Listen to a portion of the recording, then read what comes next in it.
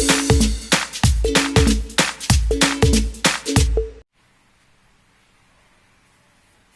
everyone, welcome back in your business study class.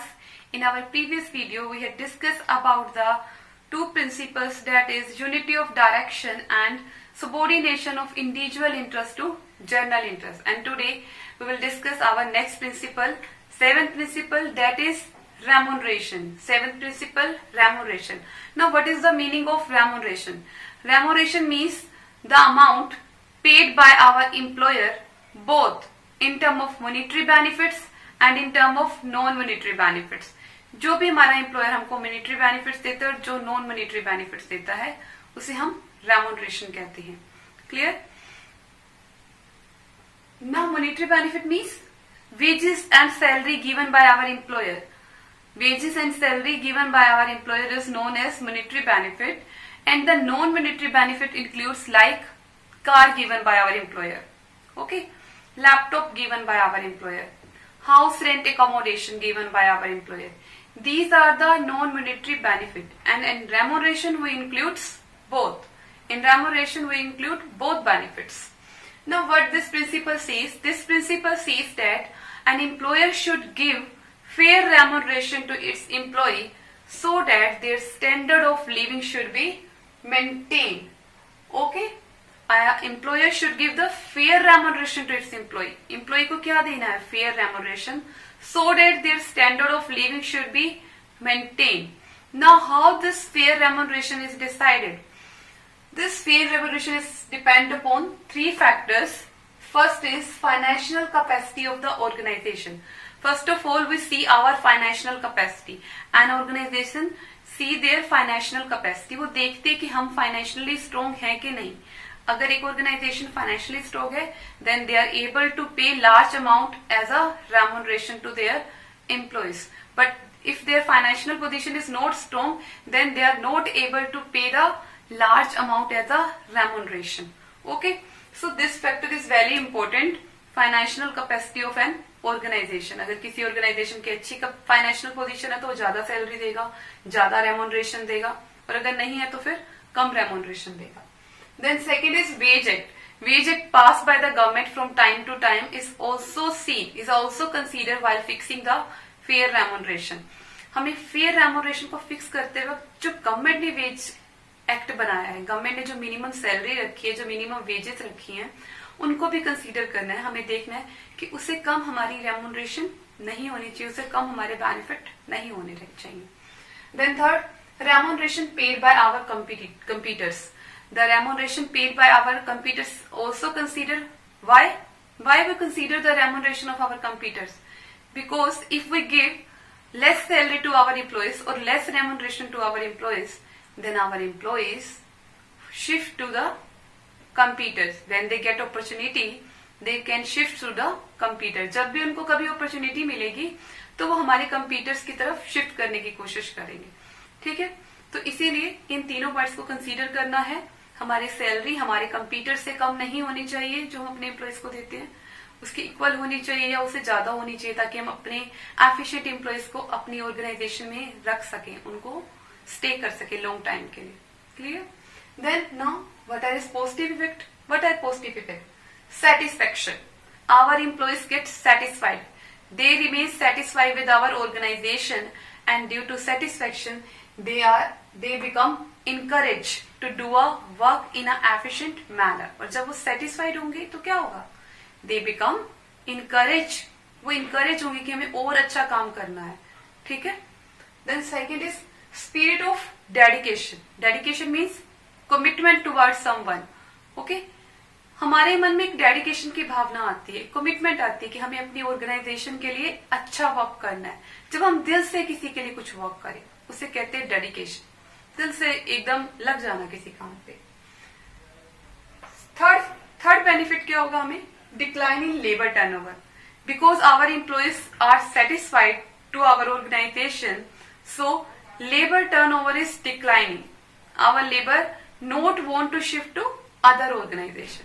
जब वो हमसे सेटिस्फाइड है तो दूसरी ऑर्गेनाइजेशन में क्यों जाना चाहेंगे? नहीं जाएंगे. अगर अच्छी सैलरी दे रहे हैं, अच्छी रेपुटेशन दे रहे हैं, अच्छा स्टेटस दे रहे हैं हम उनको, तो वो दूसरी ऑर्गेनाइजेशन में नहीं जाएंगे। रहने को घर दे रहे हैं फ्री, कार दे रहे हैं, इस तरह के हम नॉन मिलिट्री बेनिफिट्स भी दे रहे हैं, तो वो हमारी ऑर्गेनाइजेशन में रहेंगे। लेबर टर्नओवर नहीं होगा, डिक्लाइन नहीं होगा। Clear? Then dissatisfaction and discouragement among the employees. Violating effect way. Our employees get dissatisfied. When we don't give him the fair wages, our employees remain dissatisfied, and due to dissatisfaction, they are discouraged to do the work. काम से बचने की कोशिश करेंगे वो जब भी चाहेंगे। Then next violating effect, encouragement of dishonesty. We can move toward the dishonesty to fulfill our wants. अपनी wants को पूरा करने के लिए हम डिसऑनेस्टी की तरफ मूव करेंगे। ऑर्गेनाइजेशन तो इतनी सैलरी दे नहीं रही है, तो हम डिसऑनेस्टी की तरफ मूव करने लगेंगे। ठीक है? Then increase in labour turnover, and when our employees are not satisfied, they can move to next organisation. Whenever they get opportunity, they move to another organisation. Clear? तो labour turnover क्या होगा? Increase हो जाएगा। After that, our eighth principle, that is initiative. Now, what is the meaning of initiative? Initiative means taking first step. Initiative means taking first step by motivating himself. जब हम खुद को motivate करके कुछ पहल करें, कोई सबसे पहले स्टेप ले कि हाँ हमें ऐसा करना है, खुद को मोटिवेट किया कि चलो करते हैं। लाइक मैंने अपने आप को मोटिवेट किया, चलिए यूट्यूब चैनल बनाते हैं, तो ये क्या हुआ? Self motivation. Clear? Now it work as a strength of a organisation. This initiative is the strength of any organisation. एक बहुत बड़ी मजबूत कड़ी है किसी भी ऑर्गेनाइजेशन के लिए। So according to this principle, an employee should be motivated to give suggestion or idea in the formulation and implementation of our plan. Our employer should motivate their employee. एक employer को अपने employee को क्या करना है? Motivate करना है। कैसे? कि वो हमें आइडियाज दे, अपनी सजेशंस दे, अपनी सोच दे कि हम जिसको हम प्लान्स में इम्प्लीमेंट कर सके।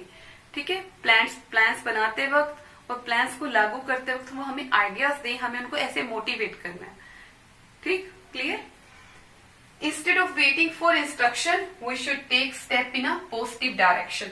हमें अपने एम्प्लॉइज को ऐसे तैयार करना है कि वो डायरेक्शन की वेट ना करें, डायरेक्शन से पहले ही वो स्टेप उठाएं कोई। और कैसा स्टेप? पॉजिटिव स्टेप, एक अच्छा स्टेप, प्रोडक्टिव स्टेप होना चाहिए। ये प्रिंसिपल ही कहता है कि हमें अपने एम्प्लॉइज को मोटिवेट करना है कि आप सजेशंस दीजिए और आइडियाज दीजिए। ठीक है? ताकि हमारा प्रोडक्टिव वर्क बन सके। Now what are is positive effect? Increase in thinking power of employees. The thinking power of our employees get increased. जब हम कुछ सोचते हैं तो हमारे सोचने की शक्ति बढ़ती है धीरे धीरे। ठीक है? बट जब हम सोचना बंद कर देते हैं तो धीरे धीरे हमारी सोचने की शक्ति एकदम कम होने लगती है। तो इंक्रीज इन थिंकिंग पावर, अगर हम इस प्रिंसिपल को फॉलो करते हैं, our employees thinking power can be increase. Second, cooperation of employees in implementing the plans. Employees का कोऑपरेशन मिलेगा। We get the cooperation of employees in implement the plans because they think our ideas can be used in plans. उनको लगेगा कि हमारे ही दिए हुए idea हैं जो प्लान्स में यूज हो रहे हैं, तो उसको अप्लाई करने में हमारी हेल्प करेंगे, उससे पीछे नहीं हटेंगे, उल्टा हमें कोऑपरेट करेंगे कि हाँ जी हमारे ये आइडिया है, चलो इसको इम्प्लीमेंट करते हैं। Then increase in the sense of attachment to organisation. और जब कोई हमारी रिस्पेक्ट करता है तो हम भी उसकी रिस्पेक्ट करते हैं। अब इसमें क्या है? हम अपने एम्प्लॉइज की आइडियाज की, उनकी सजेशन की रिस्पेक्ट कर रहे हैं, तो हमारे एम्प्लॉइज भी हमारी रिस्पेक्ट करेंगे, उनकी अटैचमेंट हो जाती है, दिल से वो हमारे साथ जुड़ जाते हैं अपनी ऑर्गेनाइजेशन के साथ, अगर हम इस प्रिंसिपल को फॉलो करते हैं। Now what are its violating effect when we don't follow this principle? Then decrease in the thinking power of employees. Employees की थिंकिंग पावर खत्म हो जाएगी, धीरे धीरे उनके सोचने की क्षमता कम, क्योंकि कोई आइडिया को उनसे लिया ही नहीं जाता, कोई सजेशन उनसे मांगी नहीं जाती है, तो बस सोचना ही बंद करेंगे कि क्या सोचना, छोड़ो। तो धीरे धीरे ऐसे हमारी जो पावर है सोचने की वो खत्म हो जाएगी। Second, non cooperation of employees in implement the plans. Implement the plans, plans को लागू करने में, इम्प्लीमेंट करने में हमारे एम्प्लॉइज कोऑपरेट नहीं करेंगे। वो कहेंगे हमारी कोई सजेशन नहीं ली जाती प्लानिंग में, हमारे कोई आइडिया नहीं ली जाते, तो वो हमेशा नॉन कोऑपरेशन की तरफ चलेंगे, हमारी हेल्प नहीं करेंगे उनको इम्प्लीमेंट करने में, बचने की कोशिश करेंगे। And last, decrease in the sense of attachment. कोई पूछता ही नहीं है, कोई रिस्पेक्ट नहीं है एम्प्लॉयज की, तो उनकी भी कोई रिस्पेक्ट नहीं होती ऑर्गेनाइजेशन के लिए। अटैचमेंट फिनिश, कोई अटैचमेंट नहीं रखते वो अपनी ऑर्गेनाइजेशन के साथ। अगर उनको रिस्पेक्ट नहीं दी जाती, अगर उनके आइडियाज नहीं मांगे जाते, उनसे सजेशंस नहीं मांगी जाती। ठीक है, clear? I think you can understand these principles, these two principles, remuneration and initiative. Okay, thank you very much students. Goodbye and take care.